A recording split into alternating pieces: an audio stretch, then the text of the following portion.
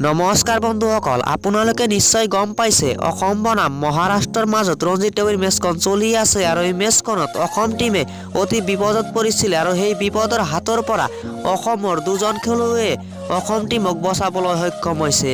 খালি বচাবলৈ নহয়, শতক কৰিবলৈ সক্ষম হৈছে। এই দুজন খেলুৱৈ কোন হয় আৰু অসম টিমে কিমান ৰান সংগ্ৰহ কৰিলে সকলো বিস্তাৰিতভাৱে আলোচনা কৰিম। তাৰ আগতে আপোনালোকৰ ওচৰত এটাই অনুৰোধ, ভিডিঅ'টো লাষ্টলৈকে চাই থাকক আৰু ৰিয়ান পৰাগক যদি ভাল পায় তেনেহ'লে চেনেলটো ছাবস্ক্ৰাইব কৰি বেল আইকনটো বজাবলৈ নাপাহৰিব। তেন্তে বলক ভিডিঅ'খন আৰম্ভ কৰোঁ। ফাৰ্ষ্ট ইনিংছত আমাৰ অসম টিমে 274 ৰান কৰিছিলে। সেই প্ৰত্যুত্তৰত মহাৰাষ্ট্ৰ টিমে 594 ৰানত 9টা উইকেট হেৰুৱাই অসম টিমক ছেকেণ্ড ইনিংছত বেটিং কৰিবলৈ দিয়ে আৰু ছেকেণ্ড ইনিংছত অসম টিমে 309 ৰান কৰি এই খেলখন ড্ৰ কৰিবলৈ সক্ষম হৈছে।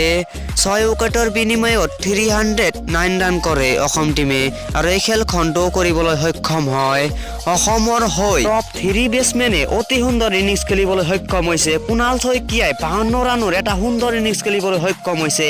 ৰাহুল হাজৰিকাই 39 ৰান কৰিবলৈ সক্ষম হৈছে আৰু ঋষভ দাসে 114 ৰানৰ এটা ধুনীয়া ইনিংছ খেলিবলৈ সক্ষম হৈছে। লগতে সিদ্ধাৰ্থ শৰ্মায়ো 53 ৰানৰ সুন্দৰ এটা ইনিংছ উপহাৰ দিবলৈ সক্ষম হৈছে আৰু ৰিয়ান পৰাগে মাত্ৰ 12 ৰান কৰিবলৈ সক্ষম হৈছে।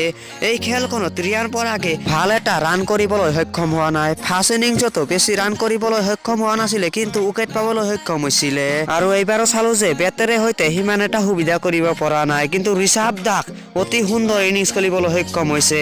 114 ৰানত অতি সুন্দৰ